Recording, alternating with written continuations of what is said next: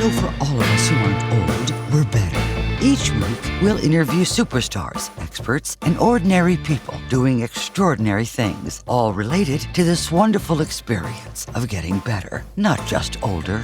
Now, here's your host, the award-winning Paul Vogelzang. Welcome to the Not Old Better Show's Music Today interview series on radio and podcast. Today's episode is brought to you by Acorns. Acorns makes it easy for everyone to start saving and investing. I'm Paul Vogelzang, and today we're taking a closer look at a song that defined an era and the songwriter who didn't get his due. Our guest is a returning fan favorite, Scott Shea, a respected music historian and author of the best-selling book, All the Leaves Are Brown, How the Mamas and Papas Came Together and Broke Apart. Scott Shea has written a fascinating new piece for Strange Brew magazine on the real story behind Dazed and Confused, a song many of us know from Led Zeppelin, but one that began with a little-known singer-songwriter named Jake Holmes. With background music that will instantly be familiar to longtime Zeppelin fans, we're going to talk about how the song changed hands, why it took decades for credit to catch up with the truth, and what this all says about the music industry back then. This is a story about memory, music, and fairness. And it's one you won't want to miss. Let's welcome returning guest, author, music historian, Scott Shea, right here on the Not Old Better Show's Music Today interview series. Returning guest, music historian, good friend now, Scott Shea, thank you. Good to see you. Welcome to the program. Hey, Paul, good to see you. Thanks for having me back on.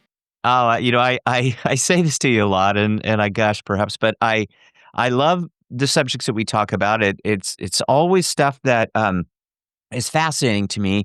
Your work as a music historian, as a writer, as just a very knowledgeable person about all of this wonderful music that I really grew up with and I still enjoy, is just such a thrill for me to talk to you about. We're going to talk about Led Zeppelin today, iconic band of bands. We're going to talk about someone who may not be quite as well known in the Led Zeppelin kind of sphere of influence, Jake Holmes, and we're going to talk about some music related stuff. But I guess I just gotta jump in right here at the very start, Scott Shea, and just ask you, Jake Holmes.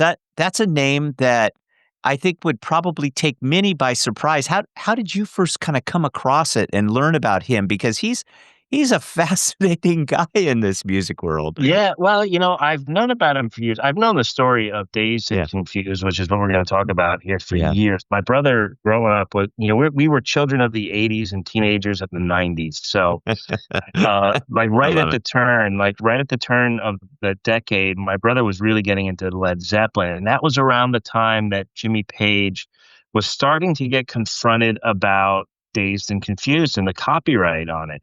And that, it was written by a guy named Jake Holmes and put out on an album. And that when he was with the Yardbirds, he heard him play it and he stole it, and that in effect is true. He was asked about it in a magazine, a musician's magazine, around 1990. And it's kind of funny to read because he really kind of obfuscates the question and just tries to like play it off like, oh, I don't know, it's I never heard of that, so right. Wink, and wink. That's and then as I got older and started collecting other groups like the Frankie Valli and the Four Seasons, they had an album called the Genuine Imitation Life Gazette. And one of the things I'm most fascinated with is like major artists who tried to make their own Sgt. Pepper album. And there were a lot of them, back after the Beatles put out Sgt. Pepper, which was kind of like looked at as like a concept album. It wasn't really, but it's kind of viewed as such. And every major artist, it seems, that was kind of on the cutting edge or wanted to be, it just kind of went back to their studios and just tried to make a Sgt. Pepper kind of album. And we got actually a lot of really good music out of it. The Stones had Satanic Majesty's Request, which is like this psychedelic, just cacophony of sound. It was all over the place, but it was pretty cool. And then you had, Village Green Preservation Society by the Kinks. The Who did their Sellout album, and Frankie Valli and the Four Seasons did Genuine Imitation Life Gazette, which I think is probably the best out of them all. And I remember looking at that album and seeing the songwriting credits for Bob Gaudio, who was a member of the Seasons, and Jake Holmes. And usually Bob Gaudio wrote with Bob Crew, but for this album, he deviated and brought in Jake Holmes. So I was kind of fascinated by that. And then, come later to find out that after they did that album, they wrote Watertown for Frank Sinatra like a year or so later. So, just to see like, oh, Jake Holmes, he's been kind of around the block. And it's interesting that he did more than just have a song stolen. Yeah. Yeah. Yeah. Interestingly, too, because I found the whole Four Seasons stuff fascinating, the Bob Gaudio stuff. And just kind of the mere fact that Jake Holmes was known as Jingle Jake caught me just, by surprise too. He really had an influence in advertising. The man was present in lots of circles. Well, and it's funny because, when you look at the Genuine Imitation Life Gazette, and then you listen to Jake's own work, very uncommercial, not really not a lot of hits on there. A lot of good, like the Seasons album has a lot of great songs on it. I love it. It's like ear candy to me. But his solo stuff, that the Above Ground Sound, which had Dazed and Confused, and then he put another Letter to Catherine December right after that. Very uncommercial. It's almost unclassifiable, the music. But then here he is writing "Be All You Can Be," for the U.S. Army. Yeah. Which is still being used, Raise your hand if you're sure. I'm a pepper, you're a pepper. I'm a pepper. No. So, I'm sure the guy must have made a mint with those things, but it's just an interesting how, on his own personal stuff, very non-commercial, very arty, but also had just an incredible commercial knack. You could say the same thing about the Beatles. You could say the same thing about Springsteen. A lot of these guys, when they wanted to turn it on, they could turn it on. Yeah. Yeah. And, not to, make too big a deal of this, but a comedy trio with, of all people, Joan Rivers too in here. And so the guy really, he's much more than a footnote. That's how I kind of looked at it initially as I was getting familiar with this story, in prep for talking with you. But he really had some chops.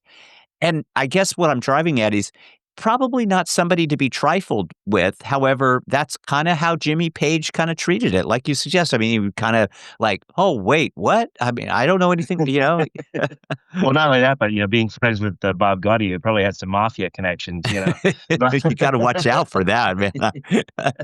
But, and he kind of, followed that cycle that so many of them did in the 60s, started off in Greenwich Village as a folk singer.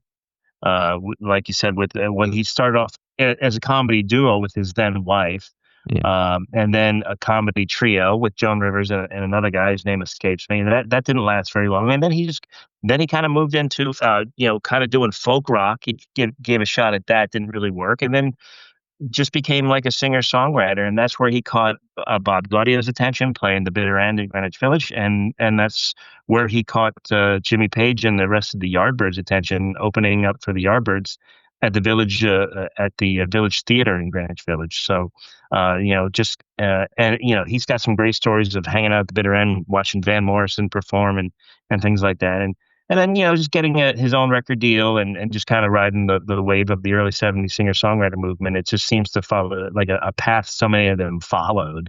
And then just to go, but where he deviates is getting into the jingle writing, which, actually wasn't, it was a natural transition. I know you probably familiar with the group The Circle, who had that hit Red Rubber Ball and Turn Down Day. And those guys transitioned into jingle writing. I believe they wrote The Yellow Pages one. I'm trying to remember what it was, but they wrote a really popular Let Your Fingers Do the Walking. Let Your Fingers Do the Walking. Yeah, that was it. Great. And they wrote a bunch of others, and he was actually, Jake Holmes was kind of in competition with those guys. So, I guess former pop stars turned commercial jingle writers. Yeah, so we're talking about the 60s and the 70s, of course, in the kind of that time period. Was it pretty common in those days to kind of share songs? Were a lot of artists borrowing from one another? Was this something that was, kind of unique during that time frame? Because again, Jimmy Page, he's a well-known guy. Dazed and Confused is a well-known song, Yeah. yet, you know, we're just kind of lifting. Things are always lifted. There's nothing new under the sun. Yeah, Things yeah. get lifted. Even especially in the folk world. I mean, Bob Dylan's "Blowin' in the Wind" is based off the melodies based off a song called an old folk tune called "No More Auction Block." And there's so many cases of those. This really doesn't fall into that though. This is just really almost blatant. Even when the Yardbirds started performing it. They worked up a really incredible arrangement, not too dissimilar from what it eventually became with Led Zeppelin, but they sang Jake's lyrics. They sang the lyrics that Jake sang, which are very different from the Jake's and the Led Zeppelin version. But what makes that song really special is that descending bass line that starts off the song. That's just so captivating. That draws people in. It almost sounds ominous. And really just the overall aura of that song, that's just kind of mysterious, dark, just arrangement, that starts off with "I've been dazed and confused," and that's, and that's that's pretty important. And I think that's enough to earn a songwriting credit when you have that, that you do that distinctive bass line. So I wouldn't say it was blatant. It was, yeah, I know a lot of those guys back then, they were all kind of hippies and you're like, we'll all share. And there's for sure some of that going on. But when it came to original stuff like that, that was pretty uncommon. Yeah. Yeah, and I think, some of us may wonder, you know, eh, like you said, there's nothing new under the sun. And so some of us may wonder, does it really matter kind of the etymology of a song, where it comes from? It's kind of a silly question perhaps, but I know it matters to the artists. Yeah, I mean, no, I think there's a lot of songs that are inspired by others. Mhm, mhm. I can like I know there's a Springsteen song called "Spirit in the Night" where he has a line about dancing in the moonlight. And Yeah. I could swear the guys from the Little River Band must have heard that, or whoever wrote that song, Right. and took that line. And you hear it. There's definitely other songs out there that do that. And that's one thing. That's a good way to get inspiration. I was listening to, speaking of Springsteen and Spirit in the Night, I was listening to a new artist the other day, a guy named Robert Finley. He's kind of like a retro blues soul guy, and it sounded like the opening bars, he copped a little bit of Spirit in the Night from Springsteen on there, but changed it just enough, to where it wasn't blatant stealing. So I would imagine a guy like Bruce would hear that and go, "Oh, okay, so it's a little bit like Spirit in the Night, but not enough to go full hog after him." And there are certainly plenty of examples of that, and people taking stuff. But I think inspirationally, I think if you take a line or just even a small bar of a song, and just expand on it, that I think there's kind of a musician's code in that. That's okay. I will be right back with author Scott Shea, but I want to mention our sponsor, Acorns. Around our house, money goals, quote unquote, has become everyday language. It's our love language. But, for me, in all seriousness, it's peace of mind and confidence in these uncertain times. It's setting something aside for a dream trip in retirement, keeping an emergency fund ready, and my favorite, helping our grandchildren pay for college. Goals give our dollars a job, but the real win is feeling calmer about tomorrow. Acorns helps you grow towards the money goals you have today and the ones you'll have tomorrow. Acorns is the financial wellness app that helps you invest for your future, save for tomorrow, and spend smarter today. You can start automatically investing with just your spare change. Those little roundups, they add up every time. And you don't need to be a finance whiz. Acorns puts your money into an expert-built portfolio so you're investing wisely, not wildly. It supports the goals that matter most: a new car, a first home, investing for your kids and your grandkids, saving up for retirement, and much, much more. There's even Acorns Checking that automatically invests for you, plus an emergency fund that gives your money a chance to grow, all in one easy-to-use app. I use Acorns. We use it here in our household. You should too. What I love is the automation, the roundups. They just happen without me even thinking about it. And I added a small recurring transfer every single time I get paid. That happens. Those simple habits steadily move all of us closer to helping my grandkids with college help. They make our future plans feel very real. Sign up now, and Acorns will boost your new account with a $5 bonus investment. Join the over 14 million all-time customers who have already saved and invested over $25 billion with Acorns. Head to acorns.com/NOB or download the Acorns app to get started. All of this will be in our show notes. Please check it out. Paid non-client endorsement. Compensation provides incentive to positively promote Acorns. Tier 1 compensation provided. Investment involves risk. Acorns Advisors, LLC, an SEC-registered investment advisor. View important disclosures at acorns.com/NOB. If you're just joining us, we're speaking with author and music historian Scott Shea about the true origins of Led Zeppelin's Dazed and Confused and how Jake Holmes quietly shaped a song that would go on to define Led Zeppelin's early sound. We've got more ahead, including other songs with contested roots and what Scott thinks today's musicians can learn from the past. Let's get back to the conversation with Scott Shea. Music writer, music historian Scott Shea is joining us again. Scott, of course, is a longtime friend of the program and writes and always has such great things, great research to share with us about music and music history. We're talking about Dazed and Confused today. Led Zeppelin's famous song. Yardbirds did a version of it. And the original composition really came from Jake Holmes. And so this is just a fascinating conversation because the Led Zeppelin, they were no strangers really to the issue of copyright. And, you know, they went through it on Stairway to Heaven. Many other artists, as you're suggesting, you know, have had George Harrison and My Sweet Lord. There were lots and lots of these copyright kind of issues. And they're complicated. And so I'm curious, in your research, Scott, what led to a settlement? Because eventually Jake was able to be a bit victorious with Led Zeppelin and Jimmy Page. What do you think that kind of took in terms of his own perseverance? Because that was an ordeal. There was a long, drawn-out process, as many court cases are. Well, when he first found out about it, we go back to that kind of hippie era. He really didn't think much of it. He's like, okay, whatever, that's cool, and never really proceeded with anything. He didn't call a lawyer, didn't go after him. And then in the early '80s, he wrote them a letter because the song had just sold. The album had sold, tens of millions of copies, and it was just a bona fide classic. It was reaching a whole new audience. The kids of the '80s were getting into Led Zeppelin. I still see young kids walking around with Led Zeppelin shirts off from high school. Love it. It's just, and so he wrote a nice letter to them. Now, keep in mind, they had just recently broken up within a couple of years, so he must have written to their management and just said, "Hey, I'm looking for some, remuneration or something, some credit," and just went unanswered.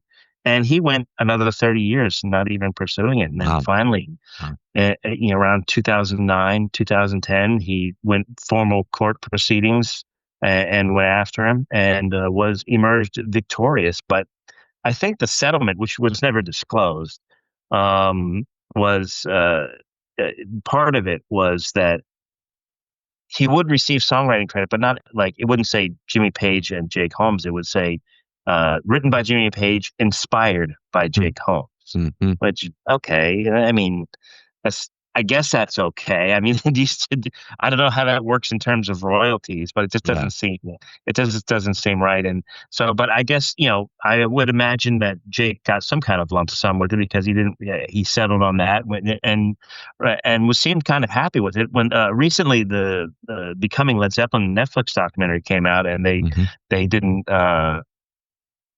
give the proper credit again, so he had to take them back to court for that. And again, I'm not. That settled recently, and again, the terms are undisclosed. But I would imagine just saying, hey, from this day forward, we're just gonna cite it properly. I would imagine, but he did get justice in the end. And but it's only he knows what that only he and Jimmy and their lawyers know how much he got out of it. Yeah, it seems like, in my research again, in our conversations, I've learned from you that the labels, the lawyers, the managers, they all play a real role in all of this. And I think, it's probably fair to say that that created a bit of a barrier and perhaps even a bubble around Jimmy Page, and it just took that amount of time to settle it. And it just seems like artists like Holmes, they kind of get left out of the conversation sometimes in this. It's a bit sad.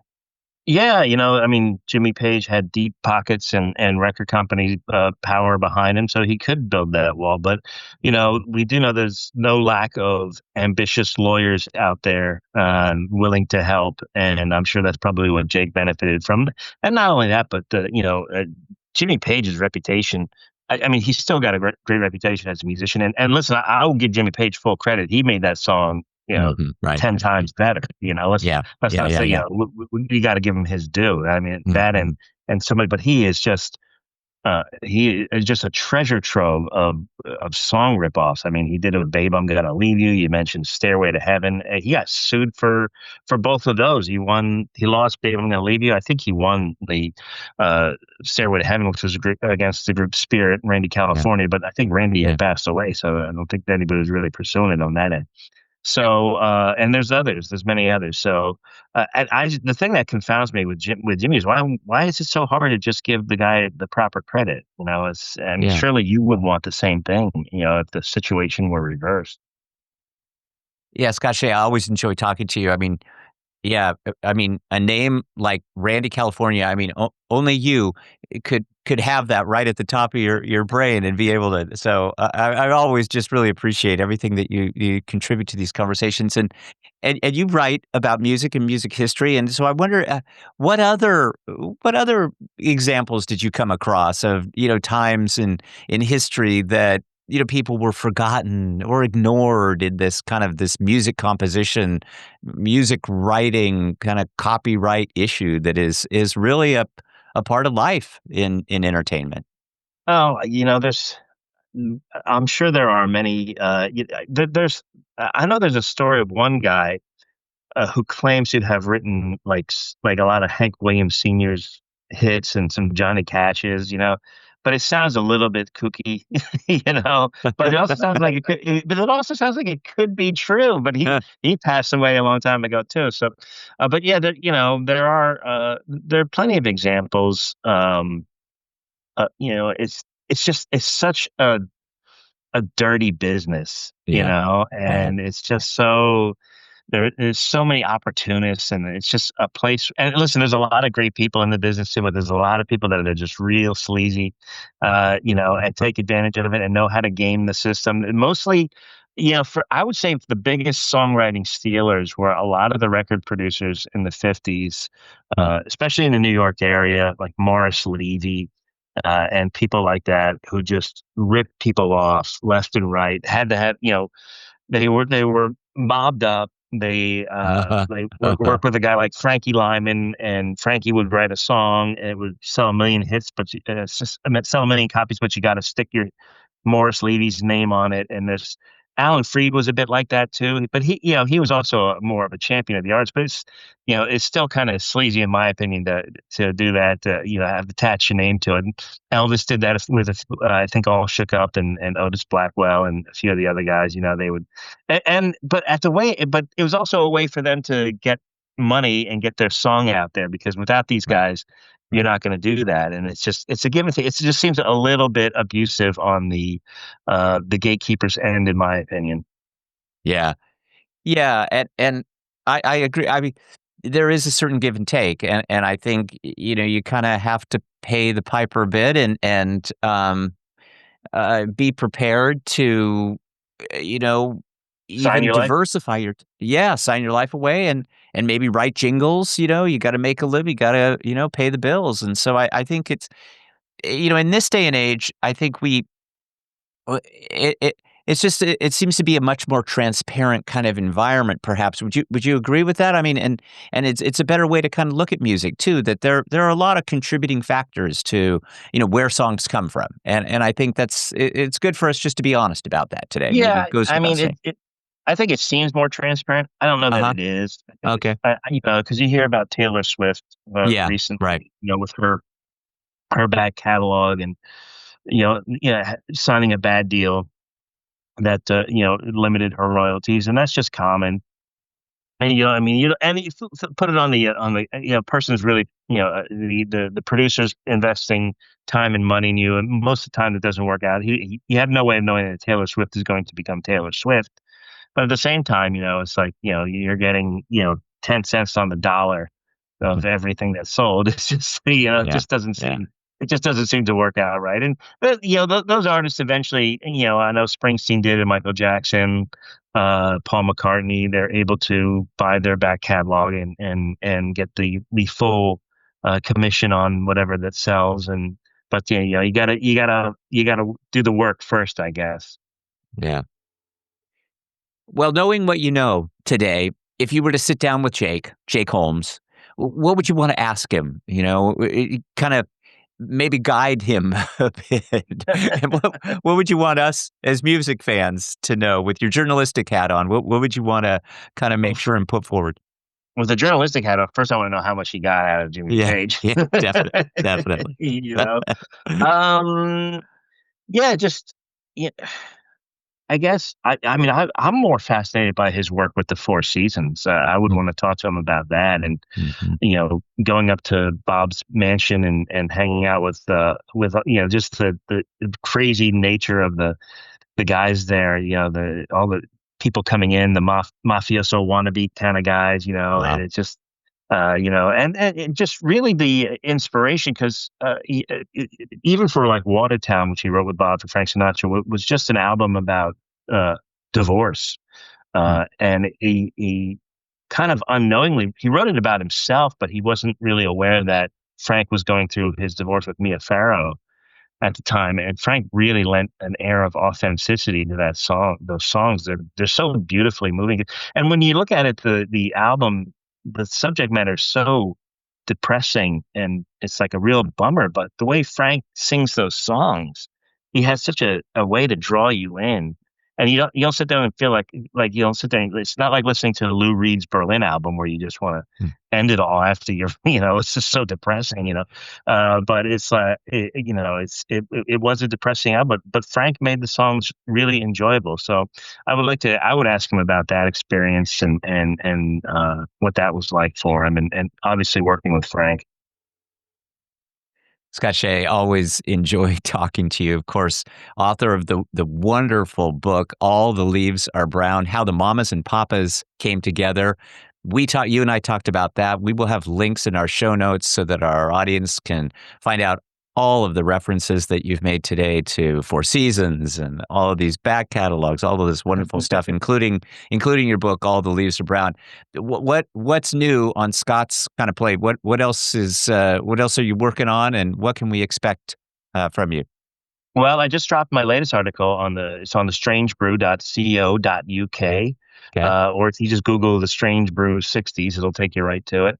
It's on Bob Dylan and the Hawks, which was the group when he went and did his electric tour in 65 and 66, and all the fans came out to boo. And the Hawks eventually became known as the band, and you might know them as Robbie Robertson and Levon Helm and Garth Hudson and all those guys. And just their story, how they all came together and what came out of it. Part 1 just dropped. Part 2 is going to drop in a couple weeks.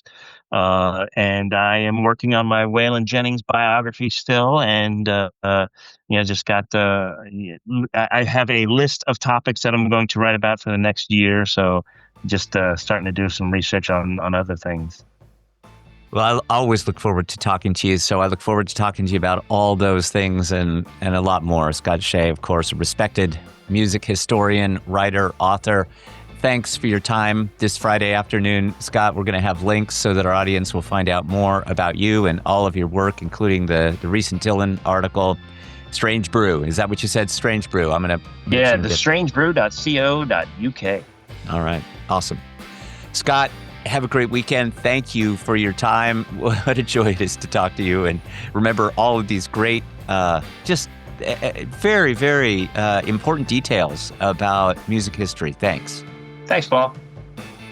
Hey, remember today's episode was sponsored by Acorns. Acorns makes it easy to start investing like an expert. Even if you're an expert at something else, check out Acorns at acorns.com/NOB. My thanks to Acorns. My thanks to author, returning guest, audience favorite Scott Shea for joining us today and sharing his research insights and perspective. For those of us who grew up with this music, these stories help us hear the songs differently and perhaps a little more honestly. You can find Scott's latest article on Jake Holmes and Dazed and Confused. That story is in the current issue of Strange Brew, which we will have links to in our show notes. Don't forget about Scott Shea's book, All the Leaves Are Brown. It's a great story about the mamas and the papas. For anyone who loves that music history with a human element, a human side to it, you're going to love that book. To hear more conversations like this one, visit us online at notold-better.com, where you can browse all of our previous shows. You can also follow us on social media. We're on Twitter/X, Not Old Better, and Instagram at Not Old Better. This, of course, has been a production of NOBS Studios. I'm Paul Vogelsang. Thanks for spending time with me today. Be well. Be better. Let's talk about better. The Not Old Better Show, Smithsonian Associates Music Today interview series on radio and podcast. Please join us again next time.